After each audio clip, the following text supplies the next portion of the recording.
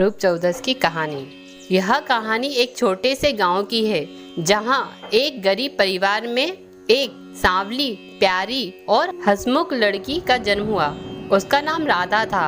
राधा के माता पिता खेतों में मेहनत मजदूरी करके अपना गुजर बसर करते थे। हालांकि वे बहुत अमीर नहीं थे। उन्होंने अपनी बेटी को सिखाया था कि असली सुंदरता बाहरी नहीं बल्कि आंतरिक होती है। राधा का रंग सांवला था और उसकी सादगी के कारण लोग उसे कई बार ताने मारते थे। गांव की अन्य लड़कियों के बीच वह अक्सर खुद को अलग और अकेला महसूस करती थी क्योंकि लोग उसके रूप को लेकर मजाक उड़ाते थे। लेकिन राधा ने कभी हार नहीं मानी क्योंकि उसके माता पिता ने उसे आत्मसम्मान और धैर्य का पाठ पढ़ाया था। राधा का सपना था कि वह एक दिन एक ऐसी जगह पहुँचे जहाँ लोग उसकी सुंदरता को नहीं बल्कि उसकी योग्यता और मेहनत को देखे। उसने ठान लिया था कि वह पढ़ाई में अच्छा करेगी और अपने परिवार का नाम रोशन करेगी। हालांकि गांव में लड़कियों की पढ़ाई पर अधिक ध्यान नहीं दिया जाता था, लेकिन राधा ने यह ठान लिया था कि वह परंपराओं को तोड़ेगी।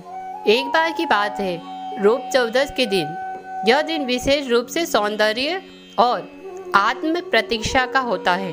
राधा ने देखा कि गांव की सभी लड़कियां सज धज कर मंदिर जा रही हैं और भगवान से सुंदरता और खुशियों की कामना कर रही हैं।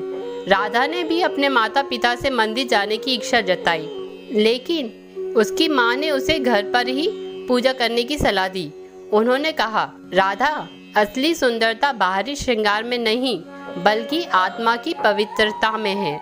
राधा को ये बात समझ में आई और उसने अपने आप से वादा किया कि वह खुद को और भी बेहतर बनाएगी, चाहे लोग उसके बारे में जो भी कहें। उसने रूप चौदस के दिन खुद को संवारने का फैसला किया, परंतु बाहरी रूप से नहीं बल्कि आंतरिक रूप से।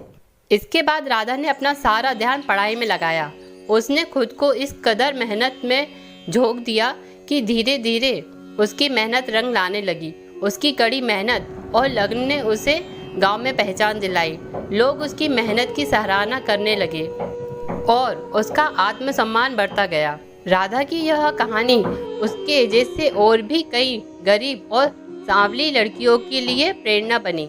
उसकी यात्रा से यह संदेश मिलता है कि असली सुंदरता किसी के रूप रंग में नहीं बल्कि उसके आत्मसम्मान और आत्मविश्वास में होती है। राधा की कहानी रूप चौदस के पर्व के साथ एक सुंदरता का संदेश देती है।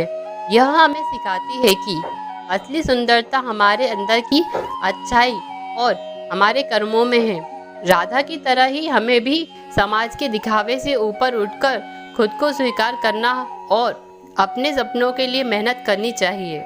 इस प्रकार राधा ने न केवल अपने माता पिता का नाम रोशन किया बल्कि समाज को यह भी सिखाया कि सच्ची सुंदरता केवल बाहरी श्रृंगार में नहीं बल्कि हमारे विचारों और कर्मों में है।